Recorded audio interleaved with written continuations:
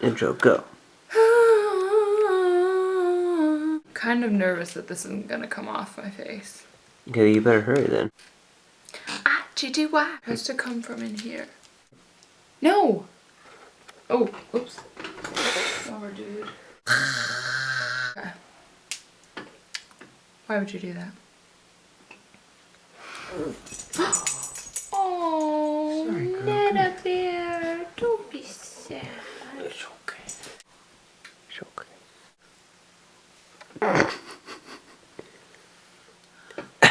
Nana bear. She is a bear and she has hair. Do, do, do, do. Also, what makes Doggy, doggy, doggy, doggy, doggy, doggy, doggy, doggy, grumpy doggy, grumpy, grumpy dog. Good morning! So as you can see, I went with a completely different look than I normally do. This is kind of a crazy lip. It's just super overdrawn. As you can probably tell, my mouth looks gigantic, but it's kind of cool and it's pretty trendy to actually overdraw your lips right now, especially in the more artistic kind of world of makeup. And it's also an ombre lip, so I tried to do ombre from black to red, and it kind of ended up looking purple. And the eye is pretty simple because I knew the lip was going to be a little bit crazy. It's just kind of like neutral, and then it's got some purple underneath, which kind of works because the lip kind of turned out purple.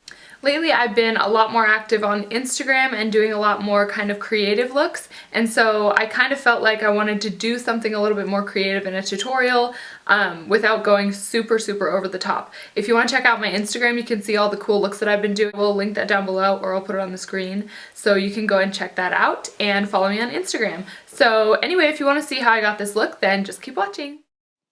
Okay, so as you can tell, my brows are already done, and the first thing I'm going to do after that is just put some tape under my eyes like I've done here. You can see it just kind of goes from the lower lash line up until it's pointing toward the tail of my brow. Ew, I hate when people say the tail of your brow because it sounds like your brow is an animal. Ah, yuck! Okay, so I'm going to prime my eyes. This is the Paint Pot by MAC, and it is called Painterly. That was a really weird way to say it, but we're gonna be okay. All right, so the next thing I'm gonna do is my double prime, and for that I'm using NYX Jumbo Eyeshadow Pencil in Milk.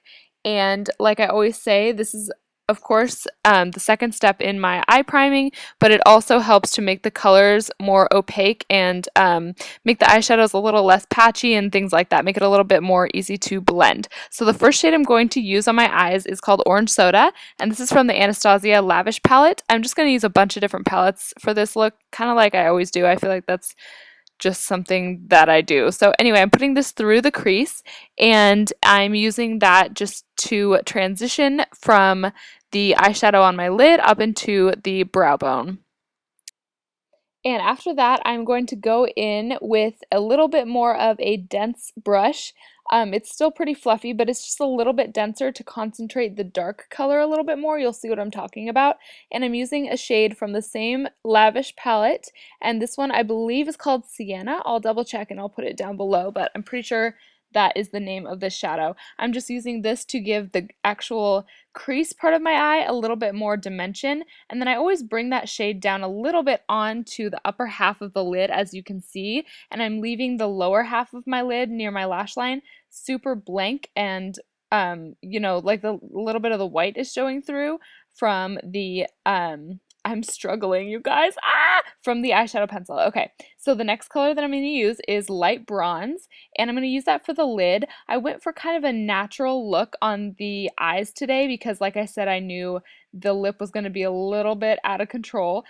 So I'm using these shades and just kind of blending everything so it looks really soft and not so crazy, so that the eyes aren't super like attention grabbing.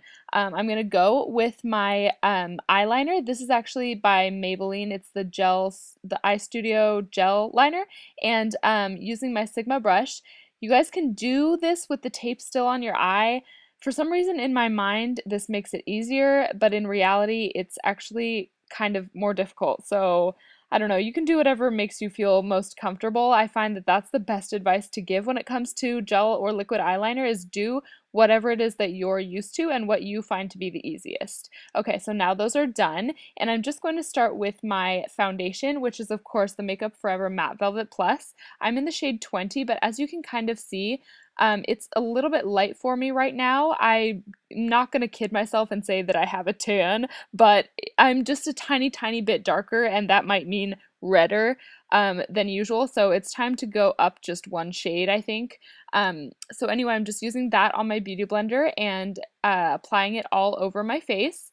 One more note that I want to make about the winged liner and the tape situation is that it's really important if you are, even if you're not, I guess it's really important to make sure that your tape is angled the same on both eyes. So you don't want your eyeshadow or your eyeliner, if you're going to do it that way, to be at different angles on each eye, because it kind of sticks out like a sore thumb, and you can kind of tell, especially if you're doing black winged liner and you're like, oh, by the way, one is like trying to fly away off my face and one is pointing toward my ear, because it's just going to take away from everything that you're trying to achieve.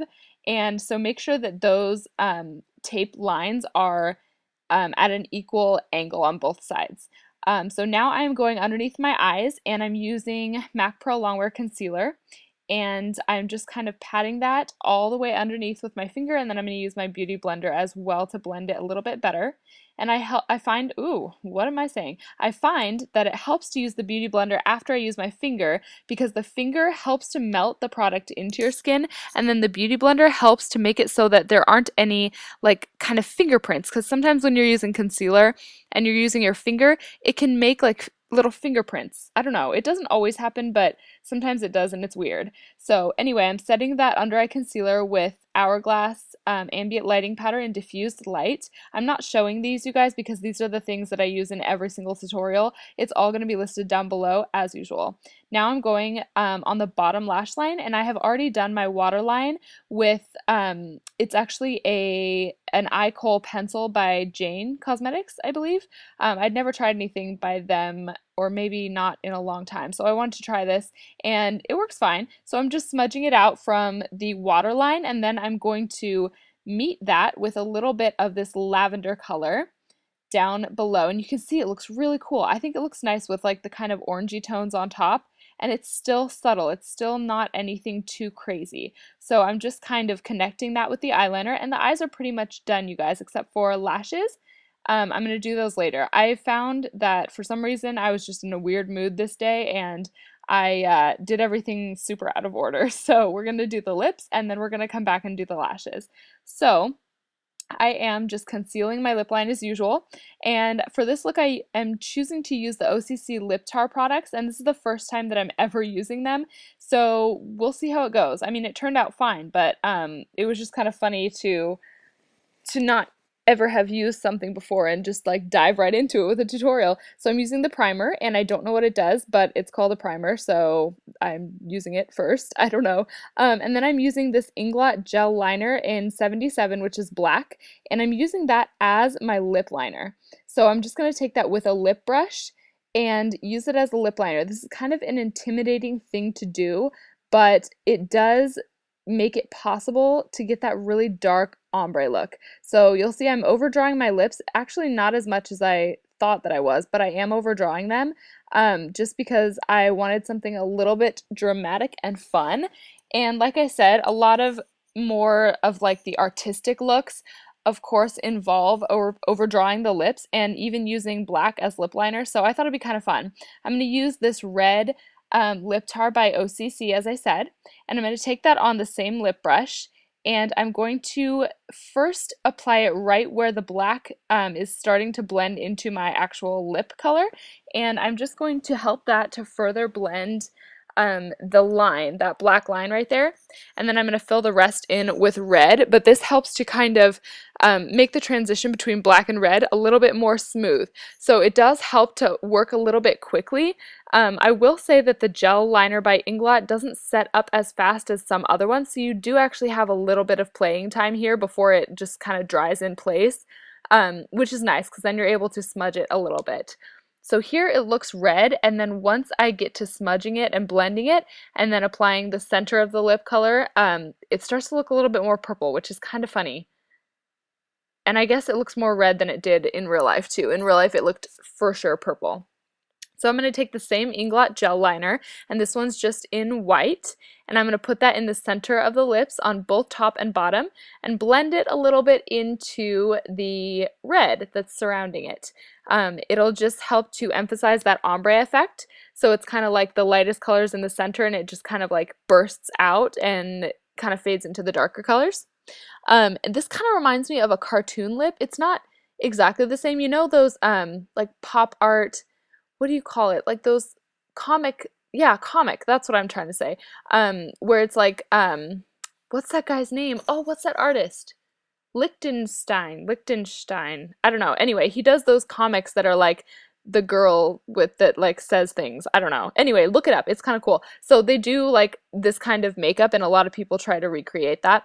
I'm just completely babbling. So anyway, we're going to get back into it. So I'm contouring, and I'm using my Makeup Forever bronzer, and this is a matte bronzer, and I'm just going to contour. I'm not going to go super crazy, but I definitely do want a little bit of structure to my face.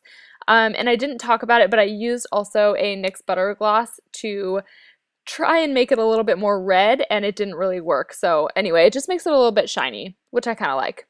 And then I'm going in with this blush by MAC. It's from their Alluring Aquatic collection. This is called See Me, Hear Me, I believe. I'll put it down below, of course. And after that, we are totally done with this look, you guys. I put lashes on at some point. I forgot to say when I did that, but I do have false lashes on. And I will show you some stills in just a second so you can see the overall look. Thanks so much for watching, guys. I'll see you next time. Bye!